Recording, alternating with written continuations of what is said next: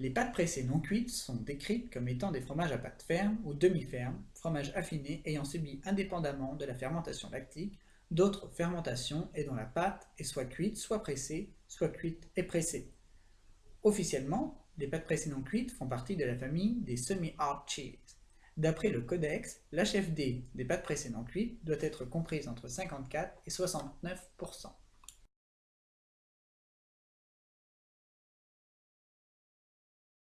Les pâtes pressées non cuites sont divisées en trois sous-familles selon le croûtage du fromage. Les croûtes sèches, telles que le Hadam ou le Gouda, les croûtes fongies, telles que la Tome ou le Saint-Nectaire, ou les croûtes morgées, telles que la raclette, le Saint-Paulin. Les principales caractéristiques des pâtes pressées non cuites sont leur texture souple, élastique, un fromage de taille très variée de 0,5 à 40 kg, et des fromages longue conservation qui sont de 1 à 4 mois.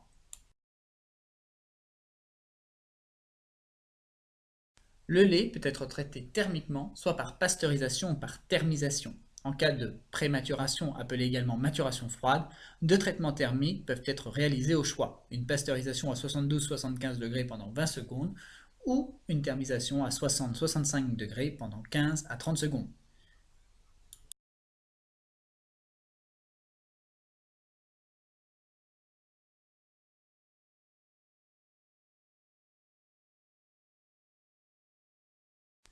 Les maturations.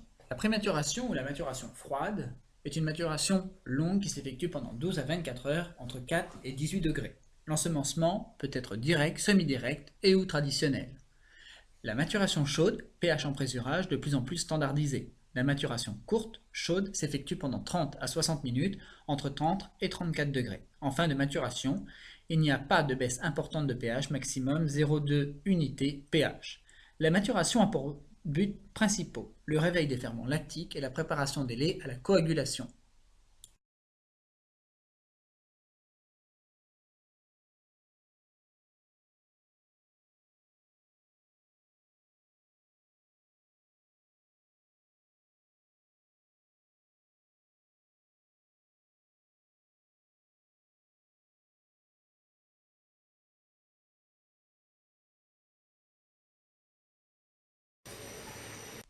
Au niveau des ferments lactiques et fleurs d'affinage ajoutés au lait lors de la maturation, il peut y avoir différentes levures telles que Geotrichum candidum, moisissure, Cylindrocarpon mucor, Eubactéries, Brevibacterium linens, des propiobacterium, des microcoques, qui peuvent également être ajoutés suivant le fromage et la législation. Les doses sont généralement de 0,5 à 3D pour 1000 litres de lait. Pour les mésophiles acidifiants, les doses seront de 0,5 à 2%, tels que les mésophiles aromatisants. Pour les thermophiles, tels que Streptococcus thermophilus ou Lactobacillus, les doses seront de 0,5 à 1,5%.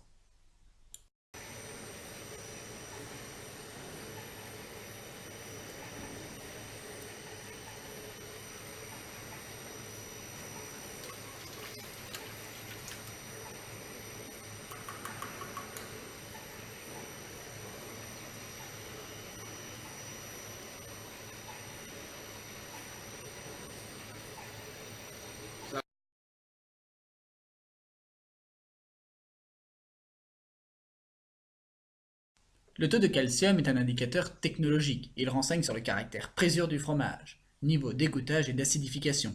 Il s'exprime en milligrammes pour 100 grammes. Il est de 550 à 1000 mg pour 100 grammes, soit 0,55 à 1% pour les pâtes pressées non cuites. Vas-y, vas-y. Non, j'attendais 2 minutes que ça se répartisse bien avant de... Voilà.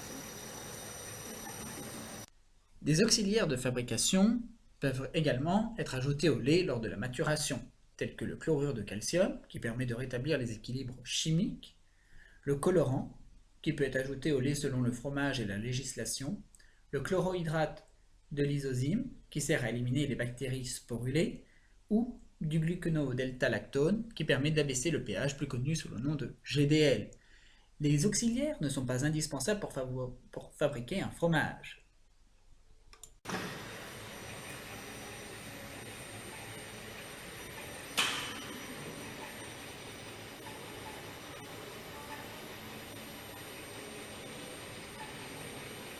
6,45, hein, c'est ça, en empésure. 6,50.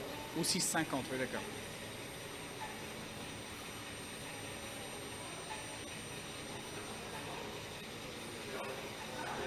Bon, on a 6,58, quoi.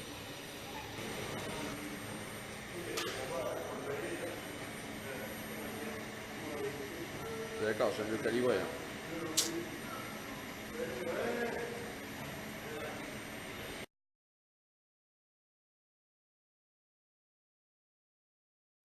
Avant d'emprésurer, plusieurs précautions sont à prendre. La température d'emprésurage moyenne favorise le développement de la flore mésophile introduite dans le lait, soit une température de 30 à 33 degrés. Généralement, la dose d'agent coagulant utilisée est de 15 à 40 ml pour 100 litres de lait, selon sa force. La nature de l'agent varie de la présure à base de caillette de veau à l'agent coagulant d'origine microbienne. Le pH en présurage sera de 6,60 à 6,65. Dans quoi? Le rapport écrit. Ou à l'oral, je ne sais pas dans quelle partie tu veux dire ça, mais... T'expliques ça comment?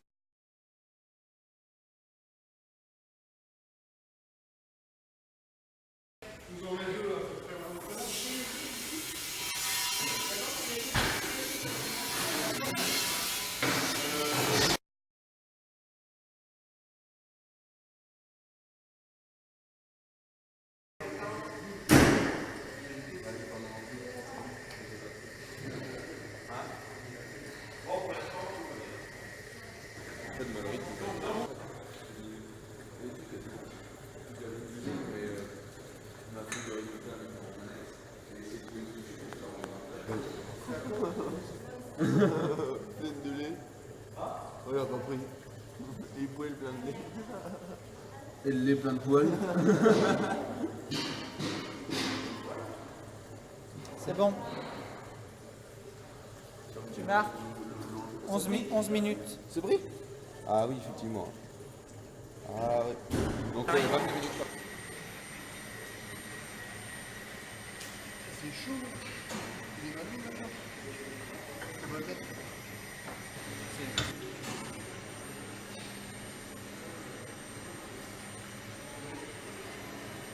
Il faut suivre pour le décaillage. Oui. Ah oui, c'est vrai, il y a le... À ton honneur, Manu. Non.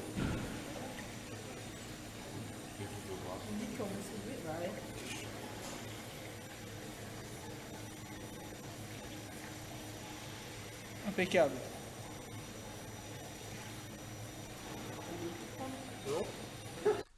Le coagulum obtenu est plus ferme que celui des pâtes pressées cuites, mais moins que celui des pâtes molles. Cela se traduit par un gel qui peut subir différentes actions physiques, décaillage, brassage, chauffage, permettant son égouttage en cuve. Ce coagulum est très minéralisé, présence des minéraux colloïdaux et liaisons minéralisées entre les micelles de caséine, déformable, contractile, élastique, très lié car il y a de fortes cohésions entre les molécules grâce aux liaisons minérales. Il est imperméable, il est donc nécessaire d'employer des actions mécaniques et thermiques importantes pour éliminer le lactosérum. Il est également non friable.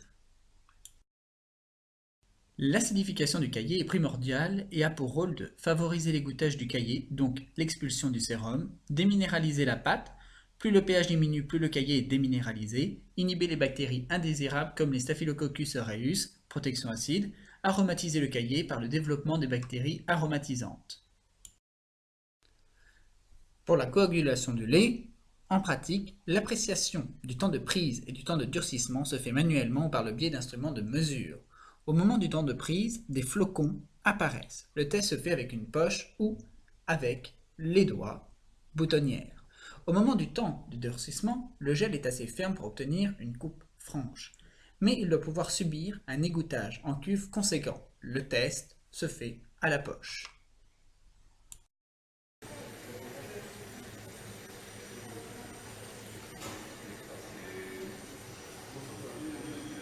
Regarde bien si les capteurs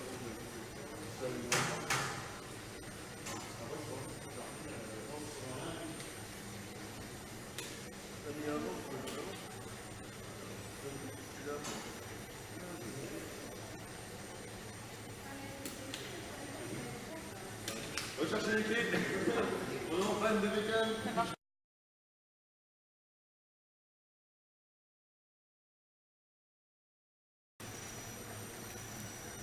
15. Pendant 60 secondes. Le décaillage en cuve. Il existe plusieurs moyens physiques d'égouttage, dont le décaillage en cuve de temps ou progressif. L'objectif du décaillage est d'augmenter les surfaces d'égouttage afin de faciliter l'évacuation du sérum. Plus la taille du grain diminue, plus l'égouttage est important. Le décaillage en deux temps.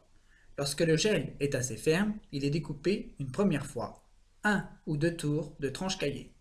Le premier repos de 2 à 5 minutes lui permet de s'organiser et de limiter les pertes en matière grasse.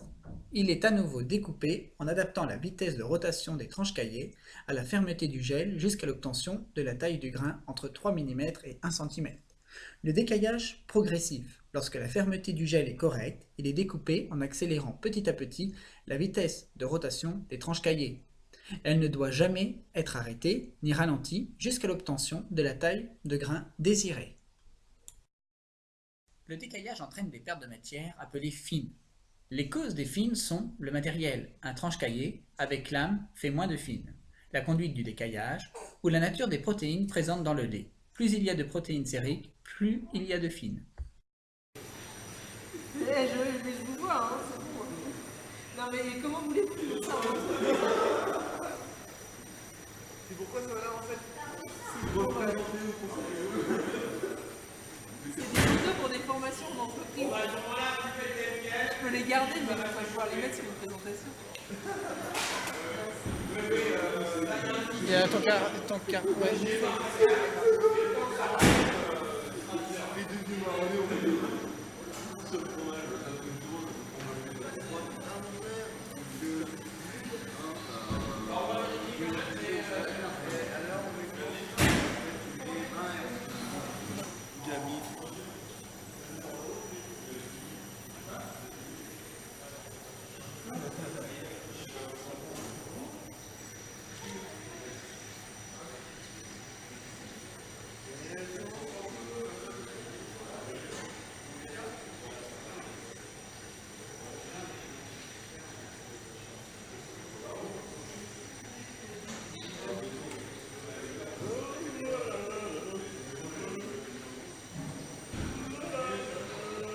C'est vrai que le test de la boutonnière par rapport au test à la poche est un peu mal vu, mais je trouve que.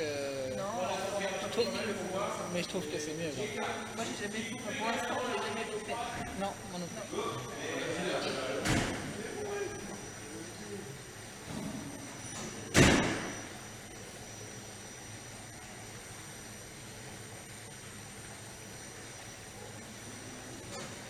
T'es un comique, toi?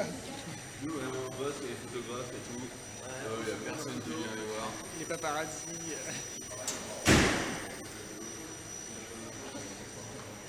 T'as pris une photo et faire En vidéo? Vous allez être en vidéo? On l'a dit. vidéo?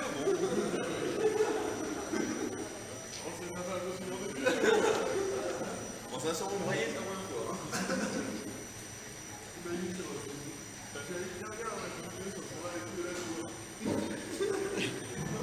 Je pense à demander quoi. Je vais délactoser.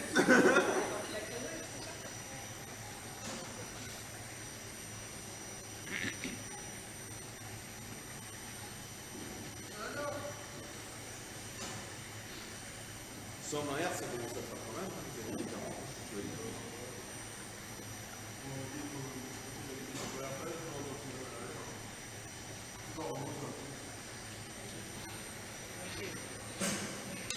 Merci.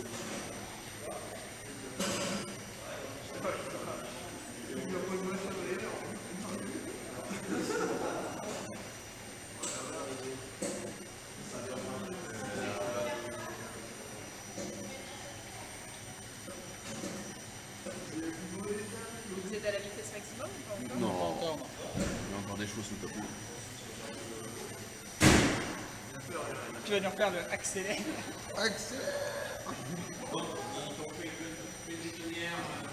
Ouais, à la main. Par rapport à toi au pays. À la main et à l'appel, les deux. Ah ouais. Vous savez, pour l'instant, je n'ai pas vu cette à l'appel pendant que On l'a fait à la pelle d'abord, mais moi je préfère à la main alors. Il la cale à la main, et après, bon, après, il faut se laisser caler. Il faut dilater en continu. L'important, c'est d'avoir les bons points de repère.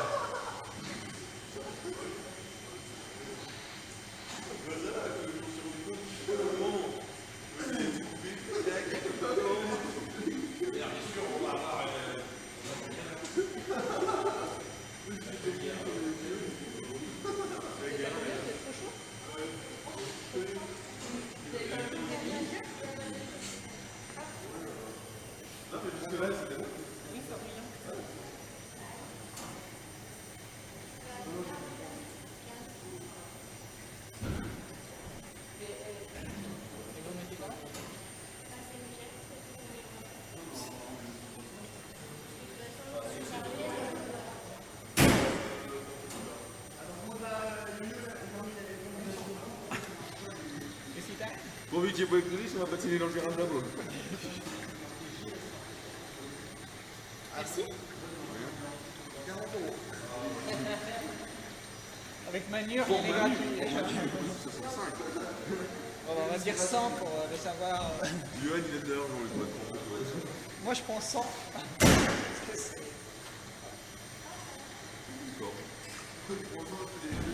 C'est rare à ton âge. On s'entend, tu veux dire. Ouais, ils sont arrêtés la route là. Je suis pas le plus vieux. Bon, allez, C'est on bon? va. Ah. On est pas avec son livre. T'as regardé la fois dans une brochette de Saint-Lô?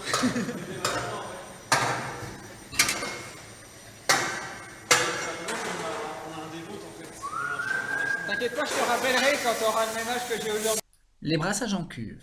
Les brassages sont en continu jusqu'au moulage. Ils permettent de maintenir les grains de caillé en suspension dans le lactosérum pour éviter leur agglomération. Continuer l'égouttage du caillé en maintenant les surfaces d'échange entre le caillé et le sérum. Améliorer les transferts de chaleur lors du chauffage et par conséquent l'homogénéité de la température de la cuve. Et également de régler les stress secs total. Le temps de brassage varie de 5 à 10 minutes avant le délactosage et ou le chauffage et de 10 à 25 minutes après chauffage.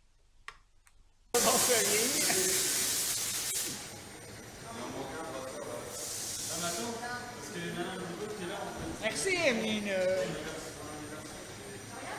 Non, c'est bon.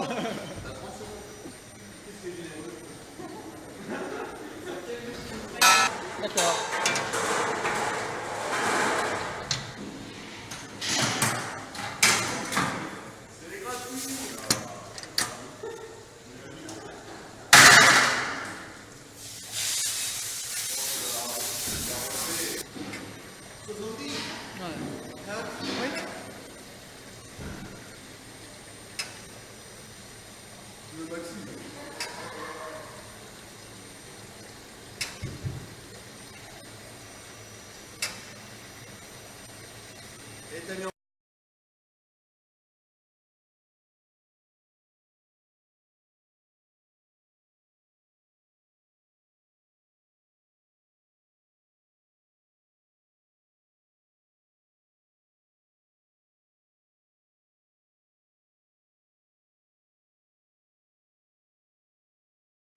D'une façon générale, 25 à 45% du sérum sont soutirés, 25 à 35% d'eau sont ajoutés. Une autre possibilité consiste à ajouter uniquement de l'eau en plus grande quantité pour avoir le même effet de dilution qu'avec un soutirage de sérum. L'eau ajoutée doit être proche de la température d'emprésurage pour éviter tout choc thermique du caillé. L'eau utilisée est bactériologiquement propre pour éviter toute contamination et, entre autres, Pseudomonas coliforme. L'eau peut subir un traitement thermique ou un traitement ultraviolet pour son assainissement. Lors du délactosage, si la quantité d'eau ajoutée est inférieure à la quantité de sérum soutiré, la diffusion du lactose sera faible, la dilution du sérum sera faible. Si la quantité d'eau ajoutée est égale à la quantité de sérum soutiré, la diffusion du lactose du grain de caillé sera bonne. Si la quantité d'eau ajoutée est supérieure à la quantité de sérum soutiré, la diffusion du lactose sera forte. Il est possible de saler les fromages lors de cette étape. L'ajout de NaCl permet une bonne diffusion du sel dans le caillé. L'inconvénient majeur du salage lors du délactosage est le traitement du sérum salé après la transformation. Une pâte moelleuse et minéralisée est recherchée lors du délactosage. L'acide lactique présent dans le caillé a pour effet de le déminéraliser. La pâte est donc friable et non élastique. Pour limiter l'acidification du caillé, un délactosage est effectué, ainsi la déminéralisation du caillé est limitée par la maîtrise de l'acidification. Le délactosage a pour but de limiter l'acidification du caillé pour avoir un caillé très minéralisé, donc de caractère pésure accentué, caillé minéralisé, élastique, contractile. Égoutter le caillé, par effet d'osmose, le lactose s'évacue du grain de caillé pour rencontrer le sérum. Déplacer l'acidification dans le temps, la recherche sous presse et non lors du travail en cuve. Obtenir une qualité de la pâte régulière et homogène. Le délactosage, encore une fois, est réglé en fonction de l'HFD et du CA sur extrait sec dégraissé ciblé. Après le délactosage, le caillé obtenu aura un pH d'émoulage plus élevé, une texture de pâte plus souple, un affinage plus rapide et un goût plus neutre. Le délactosage est réglé en fonction de l'HFD et du CA sur extrait sec dégraissé ciblé. Il est utile pour la fabrication de la raclette ou du Saint-Paulin. Le soutirage peut s'effectuer en envoyant la totalité du mélange caillé-sérum, soit dans un bac de pré-pressage, soit dans un groupe de soutirage sous vide afin de séparer le caillé du sérum.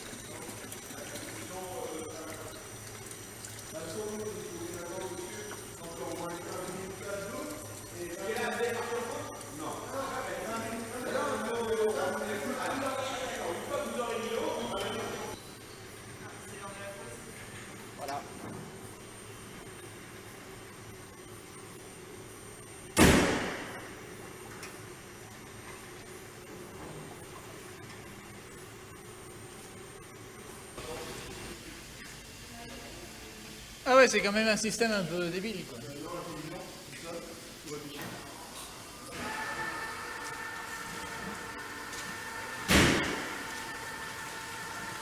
pense qu'on a des lignes. Oui, je pense. Hein. Un peu beaucoup. Hein? Ouais. Putain, la vitesse que ça va, Tony? Et mon gars? Ah oui, mon gars. Et puis on a un minimum installé. Minimum.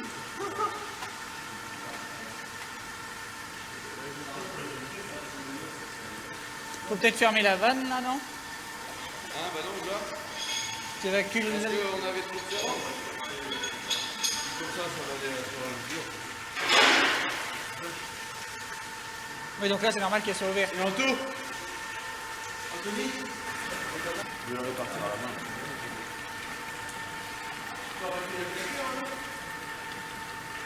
main. Non, continue de brasser quand même.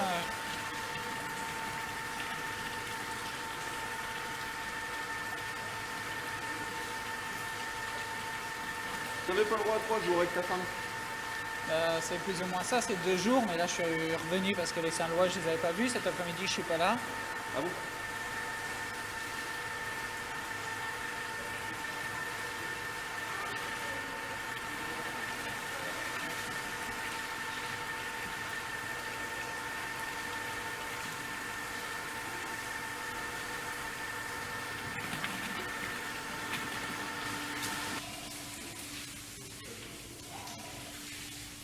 jury, le jury, les Je brasse, je mélange tout, monsieur. Oui, oui. Bah, ramène plutôt vers toi. Non, non, tu vois, c'est pas plus naturel. T'as jamais fait de kayak.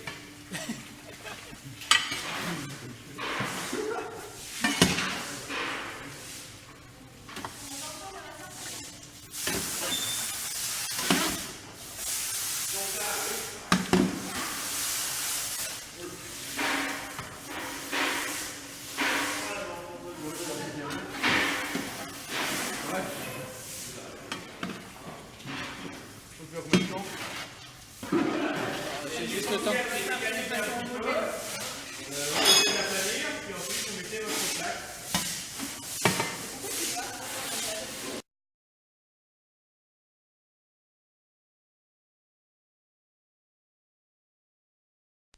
Le pré-pressage. Il permet de former un préformage du cahier pour une soudure entre les grains et une bonne répartition du cahier, d'évacuer le sérum intergranulaire et d'éviter les trous mécaniques.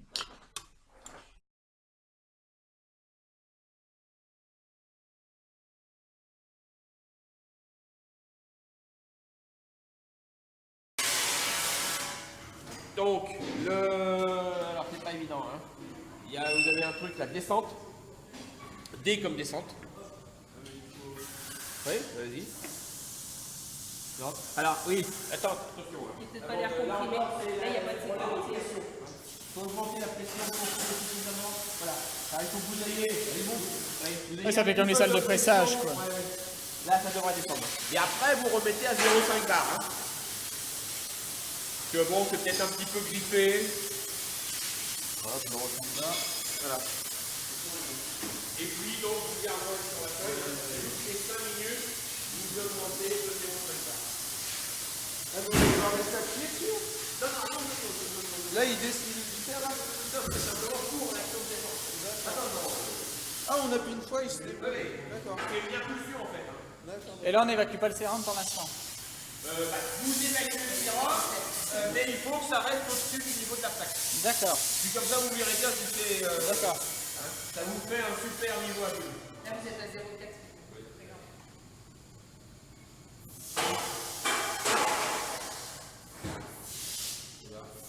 C'est entre les deux.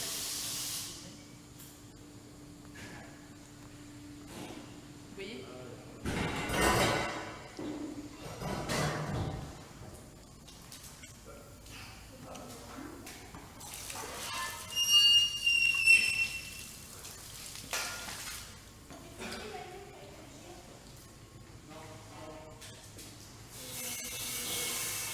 Moi, j'évacue lentement du sérum. Hein? J'évacue gentiment du sérum parce qu'il faut laisser une quantité de sérum au-dessus de la plaque en fait.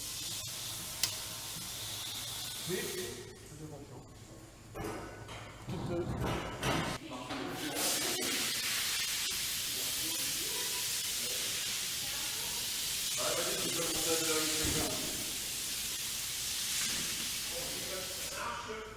Euh, 0,5. 2,05.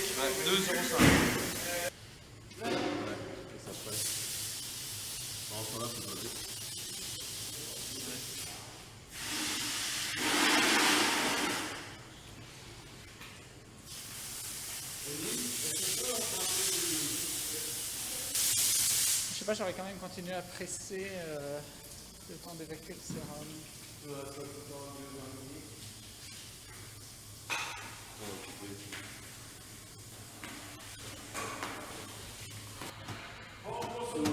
Alors par contre là, le matériel, tout le monde le fait, vous l'enlevez, vous videz la cuve. Alors, vous l'avez mis en haut de votre circuit? Les pays la cuve? Oui, c'est fait. Ah oui, qu'est-ce que ça donne? Vous démontez. Voilà. Oui. Parce que là, il faudra le nettoyer tout le matériel, vider la cuve, hein, suspendre les tranches cahiers parce que on trouve des fois regardez au fond. Alors bon, je ne sais pas qui c'est, mais regardez au fond, il y a du cahier, c'est pas terrible. Hein.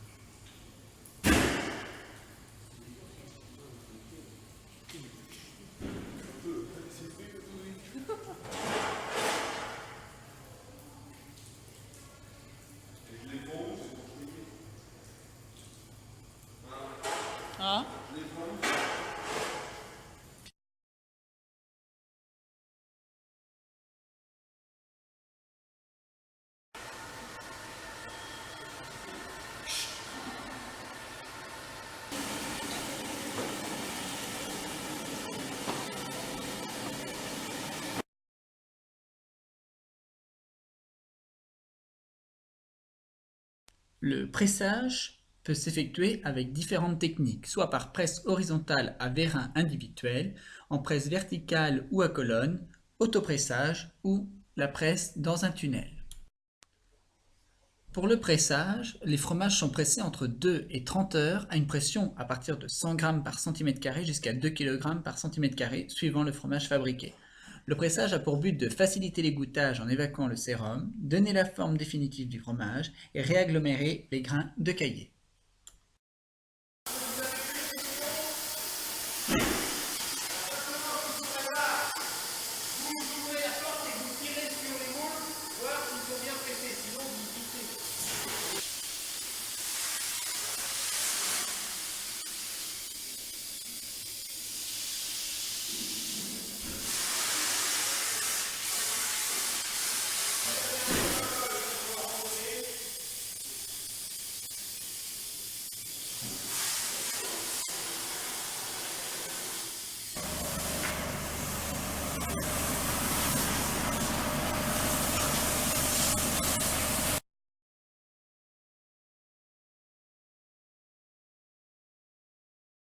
Les fromages sont démoulés après acidification de 6 à 20 heures après pressage. Le démoulage des fromages permet de passer de la phase de fabrication à la phase d'affinage sans oublier le salage.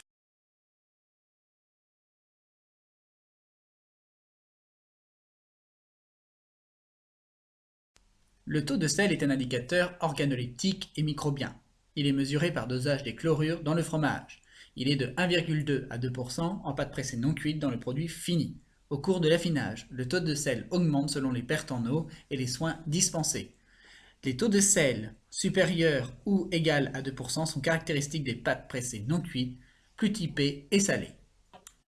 Le salage sera réalisé en saumure, qui donc est saturé en sel, 300 g par litre à 15 degrés. Les fromages sont plongés pendant 4 heures à 3 jours selon le taux de sel désiré, 1,5 à 3%, et en fonction du rapport surface sur volume du fromage. La température de la saumure varie de 9 à 13 degrés. Il existe plusieurs types de saumure, des saumures statiques et des saumures dynamiques. D'autres techniques existent pour saler les fromages, notamment le salage à sec. Soit un salage à sec en surface, qui est utilisé pour l'affinage des pâtes pressées non cuites à croûte sèche. Le sel a un rôle abrasif, il est apporté sur le fromage puis pénètre à l'intérieur. Soit un salage dans la masse. Au cours du délactosage, le sel peut être incorporé directement dans la cuve, c'est une première technique de salage dans la masse.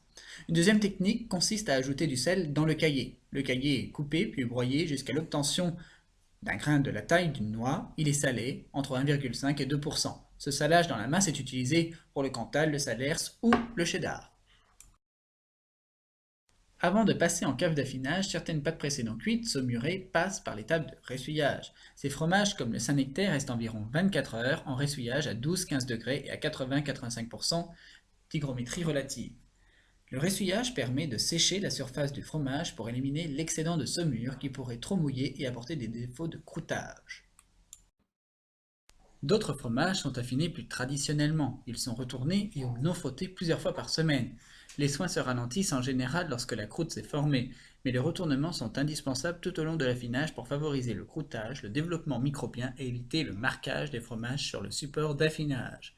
La solution permettant le frottage est à base d'eau salée à laquelle il est possible d'ajouter des ferments d'affinage, Brevibacterium finans, des Baryomyces microcoque, du colorant, roucou, des antifongiques, sorbate ou du vin. Remarque, la morge est une solution de fromage faite d'eau salée et de bactéries qui proviennent des frottages des fromages en cours d'affinage. Les conditions d'affinage varient beaucoup selon le type de pâte pressée non cuite. La température qui varie de 10 à 14 degrés, l'hygrométrie relative qui varie de 85 à 98% et la durée d'affinage de 2 semaines à plusieurs mois.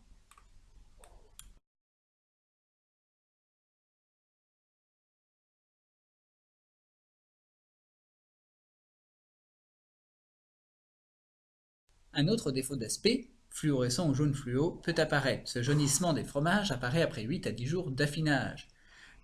Les facteurs favorisant l'apparition de ce défaut peut être dû à l'eau de frottage et ou de fabrication contaminée en Pseudomonadaceae ou par un manque de salage des fromages. Un bleuissement précoce des fromages apparaît dès le début de l'affinage. Les facteurs favorisant l'apparition du défaut sont la teneur en sel dans la solution de frottage trop important, l'ambiance de cave qui serait trop sèche ou des défauts d'acidification. Un autre défaut d'aspect peut être l'aspect écuit ou poisseux. Le croûtage est humide, poisseux voire craquelé en cas de ressuyage trop intense après humidification. Les facteurs favorisant l'apparition de ce défaut peut être dû à l'ambiance d'une cave trop humide voire trop mouillée ou à un mouillage trop important lors du frottage. Le mucor, ou aussi appelé poil de chat, apparaît à la surface des fromages. Le facteur favorisant l'apparition du défaut est la teneur en sel dans la solution de frottage qui serait insuffisante ou l'humidification des fromages trop importante par l'ambiance, par les soins.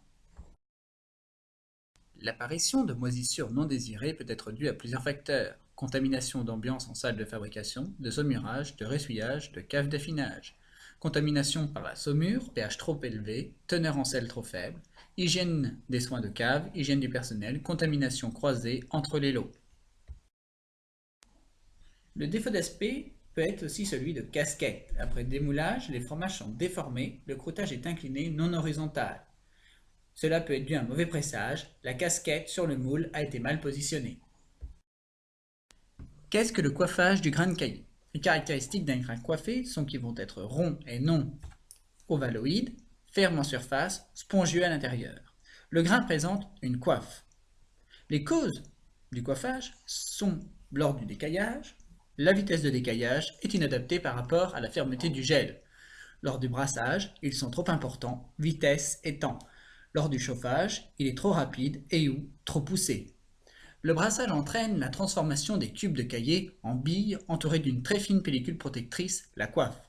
Grâce à cette coiffe, les grains ne se soudent pas complètement entre eux. Lors du moulage, de petits espaces vides se forment entre les grains. C'est un peu comme des billes qui sont placées dans un pot. Un autre défaut peut être le défaut de pâte, ferme ou molle. La pâte est plâtreuse, ferme et acide au cœur, ou au contraire la pâte est coulante. Ce défaut de fermeté est dû à un égouttage trop prononcé. L'activité protéolytique diminue au cœur, mais s'effectue normalement sous la croûte par les bactéries de surface. Conséquence, une pâte ferme au cœur du fromage et coulante sous la croûte. Ce défaut de pâte coulante est dû au contraire à un égouttage insuffisant, une mauvaise acidification. La protéolyse est trop prononcée. Le fromage s'affaisse et des goûts d'amertume apparaissent. Un autre défaut d'aspect peut être dû à un fromage mal pressé. Lors du pré-pressage ou du pressage, les grains de caillé restent apparents sans s'agglomérer. Ça peut être dû à un pressage insuffisant, voire inexistant. Également, encore un autre défaut d'aspect peut être dû au butyrique. De grosses ouvertures se forment dans la pâte. Ce phénomène est appelé gonflement des fromages, un gonflement tardif. Ces ouvertures sont caractéristiques par leurs odeurs et le développement de mauvais goût de la pâte. Cela est dû à une contamination microbiologique en bactéries butyriques dans le lait. Un mauvais pressage peut également entraîner l'apparition de trous mécaniques. Ces trous se forment sous la croûte des fromages. Les facteurs favorisant l'apparition de ce défaut peut être dû à l'incorporation d'air lors du soutirage ou de choc thermique au niveau du caillé lors du soutirage à un bac trop froid. Un autre défaut d'aspect peut être également l'aspect mille-trous. De petites ouvertures multiples et brillantes, appelées aussi têtes d'épingle, se forment sur l'ensemble de la pâte. Cela peut être dû à une contamination microbiologique en bactéries productrices de gaz coliformes présentes dans le lait ou lors de la fabrication par manque d'hygiène du matériel et ou du personnel. Le défaut de goût par l'amertume, son origine est la présence de peptides amers lors de l'affinage. Ces peptides sont à leur tour dégradés par des enzymes spécifiques du fromage. Les causes principales sont dues à des ferments lactiques non adaptés, un taux de sel faible, un ajout de coagulants trop protéolytiques, une présence excessive de psychotrophes dans le lait, un affinage insuffisant ou un fromage mal égoutté. Le défaut de goût acide. Le fromage légèrement piquant en bouche. L'acide lactique est l'élément responsable. Les causes principales sont le pH démoulage trop faible, une acidification trop importante en fabrication et non maîtrisée, une poursuite d'acidification en cave. Il existe un grand panel de pâtes pressées non cuites, du type artisanal ou du type industriel. Il existe 8 AOP en France. le reblochon, le cantal, l'osso irati au lait de brebis, le laguiole, le salers, le morbier, le saint-nectaire et la tome des Bauges. L'estrée sec est un indicateur de fermeté, d'égouttage et d'affinage. Les valeurs moyennes au démoulage en pâte pressée non cuite sont 40% à 65%. Exemple, 40% pour le reblochon, 65% pour le cheddar. Au cours de l'affinage, l'estrée sec augmente selon l'hygrométrie des caves d'affinage, le temps d'affinage et les soins apportés. Plus l'estrée sec est important, moins les produits contiennent d'eau et mieux ils se conservent. Le grasseur sec est un indicateur technologique de l'égouttage, mais d'importance relative. C'est la matière grasse exprimée par rapport à l'estrée sec. Les valeurs moyennes en pâte pressée non cuite sont de 40 à 60%. Au cours de l'affinage, le grasseur sec des pâtes pressées non cuites est sensiblement identique. Une légère augmentation du grasseur sec peut être constatée selon la durée d'affinage puisque la matière grasse augmente. La matière grasse est un indicateur réglementaire et nutritionnel. Il s'exprime en pourcentage. Les valeurs moyennes en pâte pressée non cuite sont de 22 à 36%. Au cours de l'affinage, la matière grasse des pâtes pressées non cuites augmente selon les pertes en humidité. L'humidité du fromage dégraissé est un indicateur d'égouttage. Plus l'HFD est élevé, plus l'affinage est rapide.